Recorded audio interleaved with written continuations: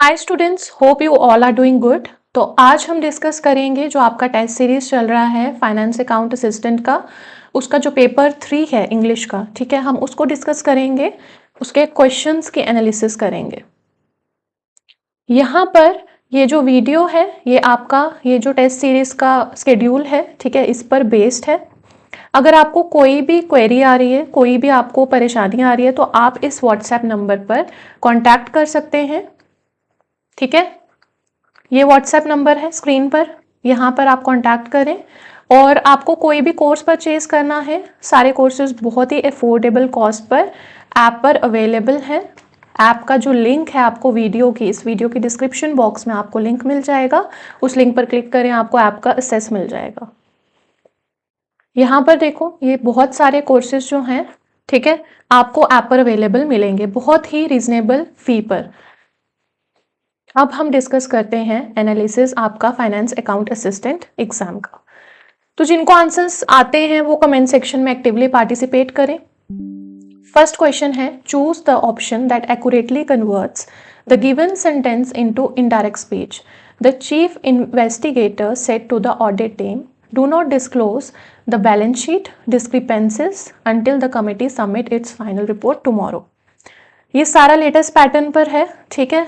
तो यहाँ पर किस वे में ये यहाँ पर हम इसको करेंगे, ठीक है। सबसे पहले यहाँ पर मैं साइड पर लिख रही हूँ जो आपका रिपोर्टिंग वर्ब है, दैट इज सेड टू। यहाँ पर ऑर्डर है ना, तो सेड टू किस में चेंज होगा? देखो, चीफ इन्वेस्टिगेटर है, ऑफिसर है, वो अपनी टीम को कर रहा है, तो वो ऑर्डर कर रहा है, ठीक है। तो सेड टू जो है वो चेंज हो जाएगा ऑर्डर्ड में, क्योंकि इंस्ट्रक्शन है, कमांड है। सेकेंडली, इंपेरेटिव मूड है, ठीक है। डू नॉट डिस्क्लोज जो है आपका चेंज हो जाएगा नॉट टू डिस्क्लोज में। देन आपका जो टेंस है यहाँ पर, ठीक है, प्रेजेंट टेंस सबमिट किस में चेंज होगा? पास्ट टेंस में, सबमिटेड। देन आपका जो यहाँ पर है टुमारो, ठीक है, किस में चेंज होगा? द नेक्स्ट डे में। ये क्या है टुमारो? ये आपका टाइम एक्सप्रेशन है, ओके। तो जब हम इसको इस तरह से चेंज करेंगे, ये देखो आंसर में ये सेड टू तो नहीं होगा, एडवाइस तो नहीं करेगा ऑफिसर, ठीक है। ऑर्डर्ड वाले दो हैं, ठीक है। यहाँ पर इसका आंसर है ए। क्यों है? क्योंकि यहाँ पर एक चीज़ देखो, यहाँ पर ये सबमिट को इन्होंने चेंज ही नहीं किया है। ऑर्डर्ड किया, नेक्स्ट डे किया, टाइम एक्सप्रेशन चेंज किया, बट टेंस चेंज नहीं किया ना। यहाँ पर ये सारे रूल्स फॉलो हो रहे हैं। तो ऑप्शन नंबर ए आप कह सकते हो, या फिर जो मैंने फर्स्ट लिखा हुआ है ये आपका आंसर है। यहाँ पर कमेंट सेक्शन में एक्टिवली पार्टिसिपेट करो। आपको और किन टॉपिक्स पर वीडियोस चाहिए वो भी कमेंट सेक्शन में आप लिखना, ठीक है।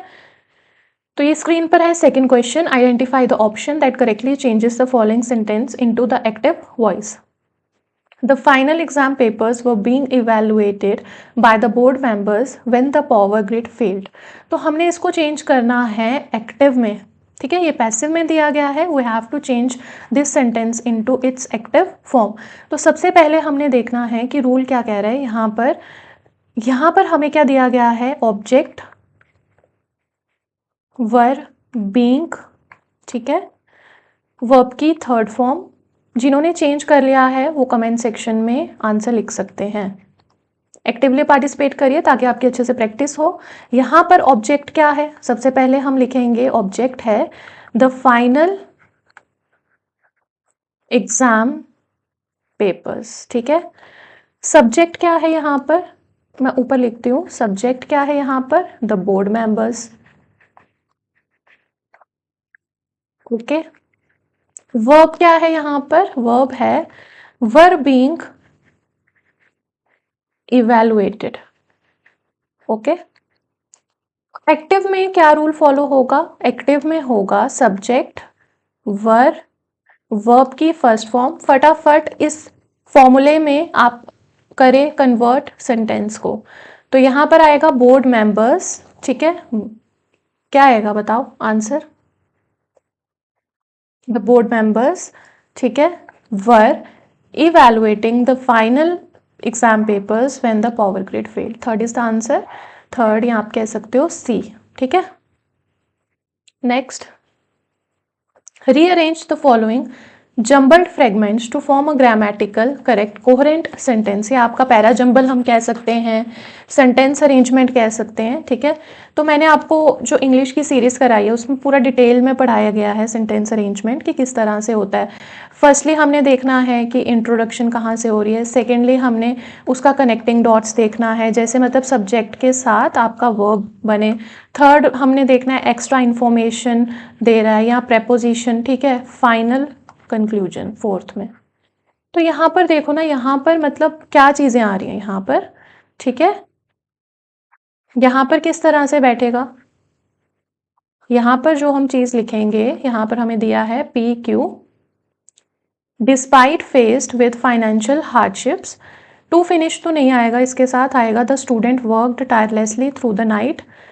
इन ऑर्डर भी नहीं आ सकता, ठीक है, टू भी नहीं आ सकता, यानी क्यू और एस तो नहीं है, तो पी के साथ आएगा आर। देन उसके बाद हम लिखेंगे despite faced with financial hardships the student work tirelessly through the night, ठीक है। उसके बाद to finish higher education research project, क्योंकि ये प्रोवाइड कर रहा है इमीडिएट ऑब्जेक्टिव, ये यहाँ पर हमें दे रहा है इमीडिएट ऑब्जेक्टिव दे रहा है इसका, ठीक है। तो आएगा पी आर क्यू और इसके साथ एस फर्स्ट, या हम कह सकते हैं ए इज़ द आंसर। अब देखो यहाँ पर जो पी था वो सेट कर रहा था कॉन्ट्रास्ट, जो पी था ना वो सेट कर रहा था यहाँ पे कॉन्टेक्स्ट, ठीक है। जो यहाँ पर आर है वो इंट्रोड्यूस कर रहा है सब्जेक्ट को और मेन एक्शन, ठीक है। उसके बाद यहाँ पर जो क्यू है वो प्रोवाइड कर रहा है इमीडिएट ऑब्जेक्टिव, और जो एस है वो प्रोवाइड कर रहा है आपका अल्टीमेट गोल, या हम कह सकते हैं रीज़न क्या है, ठीक है। तो यहाँ पर पी आर क्यू एस जो है वो फिट बैठेगा। Question number 4, read the sentence below and determine the exact grammatical nature of the clause. The candidate who scores the highest marks on the entry test will receive the fully funded institutional scholarship. कौन सा clause है ये, यहाँ पर ये सारे clauses practice कराए गए हैं आपको, इस चैनल पर आप विजिट कर सकते हो, इंग्लिश की प्लेलिस्ट, ठीक है, वहाँ पर आपको ये पूरा समझ आ जाएगा। जहाँ हु है, ठीक है, हु स्कोर्स से लेके एंट्री टेस्ट तक, तो कैंडिडेट की ये एक्स्ट्रा इन्फॉर्मेशन दे रहे हैं। तो हु के बाद आपका आएगा एक, ये क्या है, रिलेटिव प्रनाउन है। यहाँ पर ये जो है ये कैंडिडेट के बारे में एक्स्ट्रा इन्फॉर्मेशन दे रहा है। नाउन कैंडिडेट को डिस्क्राइब कर रहा है, तो यहाँ पर ये आएगा एडजेक्टिव या रिलेटिव क्लॉज, ठीक है। थर्ड या सी यहाँ पर आपका आंसर है। Fifth question, choose the correct set of articles to complete the blanks in the following passage. तो आर्टिकल टॉपिक्स में हमने पढ़ा था कि जो ए, एन और द का यूज़ है उसमें भी ये पर्टिकुलर के लिए लग रहा है। ये वाले जो हैं, ए लगता है आपका कॉन्सोनेंट साउंड के साथ, हमने साउंड पर फोकस करना है, और एन लगता है वॉल साउंड के साथ, वॉल साउंड के साथ, ना कि वॉल के साथ। तो हमने कुछ एक्सेप्शंस पढ़ी थी, लाइक डैश, यूरोपियन पढ़ा था। अब यूरोपियन में है तो ये वॉल है, वॉल्स में हमारे आते हैं ए ई आई ओ यू। अब जो यहाँ पर ई है ये है तो वॉल है, बट ये साउंड किसकी कर रहा है, यू की साउंड कर रहा है, यानी कि ये जो साउंड है यूरोपियन की ये तो कॉन्सोनेंट साउंड है, इसीलिए यहाँ पर आएगा अ यूरोपियन। वैसे ही अ यूनिवर्सिटी, अ यूनियन, ठीक है, क्योंकि यू की आवाज़ आ रही है और जो यू है वो कॉन्सोनेंट है, तो हम साउंड पर जाएंगे। तो उसी हिसाब से साउंड से हमने इस ब्लैंक को फुल करना है। डैश ऑनेस्ट, तो यहाँ पर एच साइलेंट है ओ की, यहाँ पर साउंड है तो आएगा एन। यहाँ पर सेट के साथ क्या आएगा, एन, और आएगा अ यूनिवर्सिटी। ये रूल आपको बताया गया है, एन ए है सेकंड में, या आप कह सकते हो बी इज द आंसर। उसके बाद यहाँ पर question number 6, fill in the blanks with the most appropriate pair of words based on context and correct homonym homophone usage. The project manager could not proceed with the civil engineering work until the municipal board gave their formal return to dash clear the construction dash. तो यहाँ पर सबसे पहले आएगा आपका assent, ठीक है। assent होता है एग्रीमेंट या अप्रूवल, मतलब फॉर्मल परमिशन लेना, और साइट होता है प्लेस जहाँ पर कंस्ट्रक्शन जो है वो होती है, ठीक है, place where construction work is done. और असेंट होता है, आपने फिजिक्स में भी पढ़ा होगा, फिजिक्स में फॉर्मूलाज होते थे यहाँ पर असेंट के, डिसेंट के, ठीक है। तो असेंट होता था ऊपर जाते वक्त क्या उसका लग रहा है, नीचे जाते वक्त डिसेंट के टाइम क्या फॉर्मूला लग रहा है, ठीक है। वो फिजिक्स में हम पढ़ते थे नीट की प्रिपरेशन के टाइम पे, जेके सीटी नीट, ठीक है। तो असेंट का मतलब होता था अपवर्ड, यानी कि अपवर्ड मूवमेंट या फिर क्लाइंब। मंकी की एग्जाम्पल्स भी होती थी, वो ऊपर जा रहा है नीचे आ रहा है, ठीक है।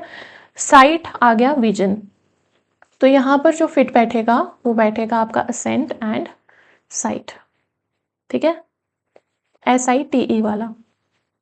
थर्ड और C is the answer. Seventh question, which modal verb best fills the blank to express a strong, legally binding or moral obligation in the following administrative directive? All invigilators dash report to the center coordination room exactly 45 minutes before the commencement of the examination. तो यहाँ पर बहुत important बात है, तो must आएगा। क्यों आएगा? क्योंकि एक स्ट्रॉन्ग ऑब्लिगेशन है, ठीक है, रूल फॉलो करना ज़रूरी है यहाँ पर, ठीक है। तो थर्ड और C is the option. Might जो है, माइट इज फॉर पॉसिबिलिटी, ठीक है, बाकी भी देख लेते हैं। उसके बाद शुड एडवाइस के लिए, मे परमिशन या पॉसिबिलिटी के लिए। नेक्स्ट का आंसर अब आप मुझे कमेंट सेक्शन में बताओ, और भी बताओ कि आपको किन टॉपिक्स पर और वीडियोस चाहिए, ठीक है। Select the sentence that demonstrates the correct use of preposition. तो प्रेपोजिशन का करेक्ट यूजेज कहाँ हुआ है वो हमने देखना है। पहले तो जो सेंटेंस फर्स्ट है इसमें ट्रांजिटिव वर्ब डिस्कस, डिस्कस एक ट्रांजिटिव वर्ब है, और ट्रांजिटिव वर्ब अपने साथ प्रेपोजिशन नहीं लेते हैं, तो यहाँ पर अबाउट तो आएगा ही नहीं ना, क्योंकि डिस्कस है ट्रांजिटिव वर्ब, ट्रांजिटिव वर्ब अपने साथ प्रेपोजिशन नहीं लेता है, तो ये गलत हो गया।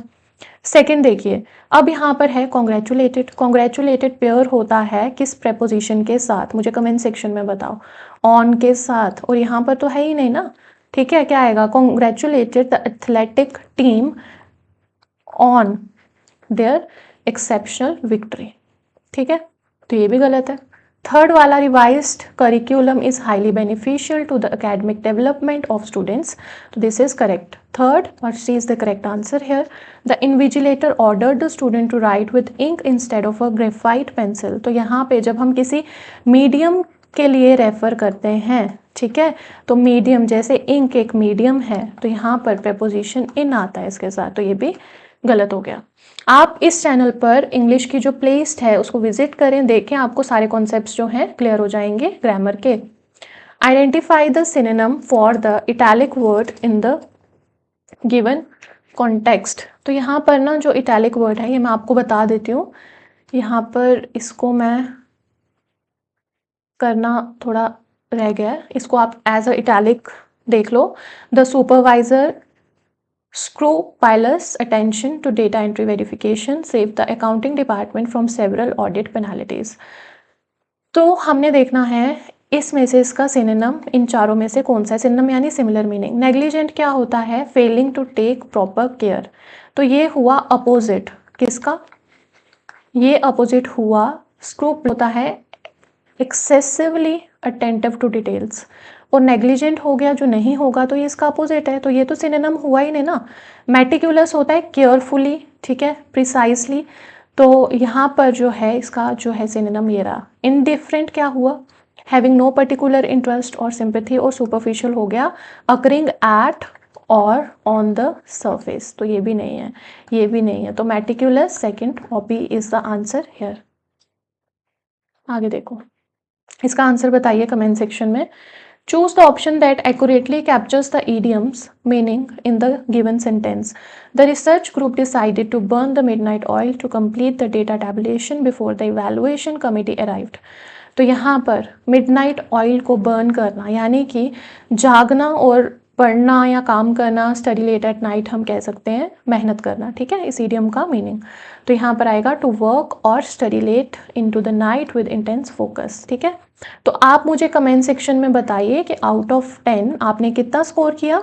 अपना जो स्कोर है उसे कमेंट सेक्शन में मेंशन करना, एंड आपको और किन टॉपिक्स पर वीडियोस चाहिए वो भी आप लिखें। एंड आप इस वीडियो के डिस्क्रिप्शन बॉक्स में आपको लिंक मिलेगा, लिंक पर आपको सारे कोर्सेज बहुत ही अफोर्डेबल कॉस्ट पर अवेलेबल हैं। आप किसी भी एग्जाम की प्रिपरेशन कर रहे हैं तो आप उन कोर्सेज को देख सकते हैं एंड परचेज कर सकते हैं फॉर योर बेटर प्रिपरेशन, क्योंकि आपको मॉक भी मिलेंगे वहाँ पर, सेक्शनल टेस्ट मिलेंगे, देन आपको फुल लेंथ टेस्ट मिलेंगे, तो आप अच्छे से अपनी प्रैक्टिस जो है वहाँ पर कर सकते हैं। तो so do visit the app and get the courses for your easy preparation.